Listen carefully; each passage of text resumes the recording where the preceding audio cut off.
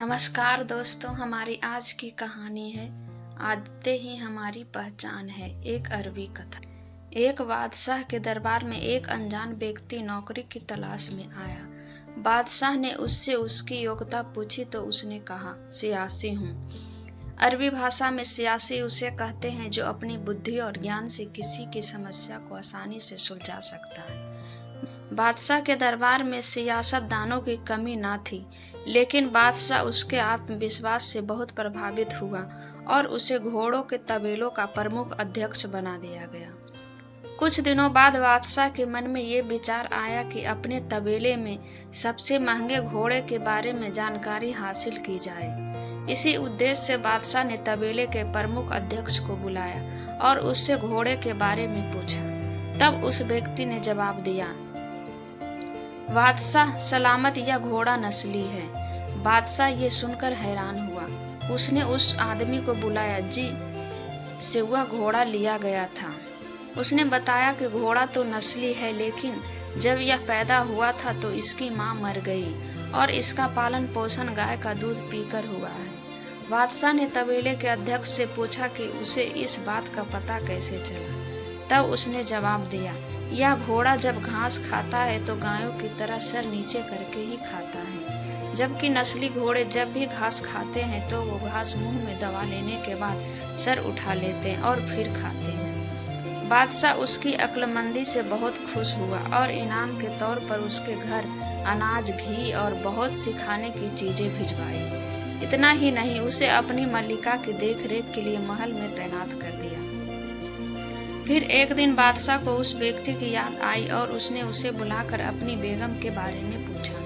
तब उस व्यक्ति ने बताया, रहन सहन तो मल्लिका जैसा है, लेकिन शहजादी नहीं है। इतना सुनकर बादशाह के पैरों तले जमीन खिसक गई। उसका सर चकरा गया। उसे कुछ समझ नहीं आ रहा था। वो हकीकत जानना चाहता था, इसलिए उसने अपनी सास को बुलाने का हुक्म दिया।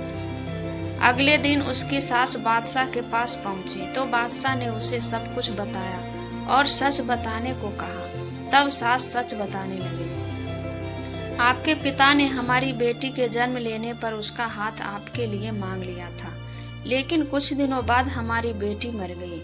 आपकी बादशाहत से करीबी रिश्ते कायम रखने के लिए हमने किसी और की बेटी को गोद ले लिया और उसका निकाह आपसे करवा दिया।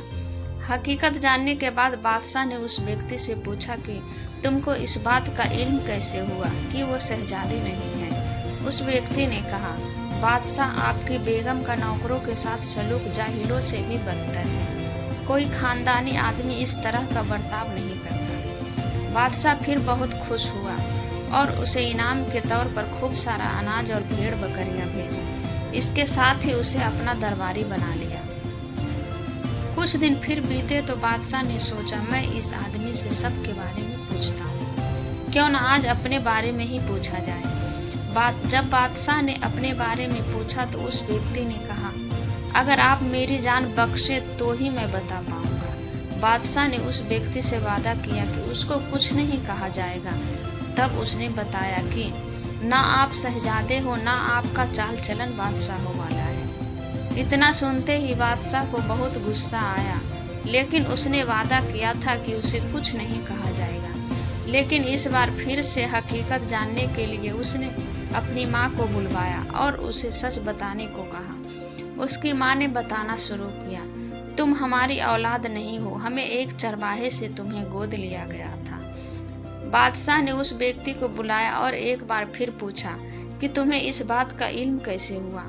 तब उस व्यक्ति ने बताया, जब भी कोई बादशाह किसी को इनाम देता है तो इनाम में हीरे जवाहरात जैसी चीजें देता है, लेकिन आप खाने का सामान और भेड़ बकरियां देते हैं। ये सलूक किसी बादशाह का नहीं बल्कि चरवाहे के बेटे का ही हो सकता है। इस ज्ञानवर्धक कहानी की तरह ही इंसान के पास कितनी ही धन दौलत क्यों ना हो, उसकी कितनी ही शान शौकत क्यों ना हो, इंसान की हरकतें और उसकी आदतें उसकी असलियत के बारे में बता ही देती हैं। यदि आप चाहते हैं कि आपकी शख्सियत आप सबके सामने अच्छी बने तो अपनी आदतें बदलिए और सबके साथ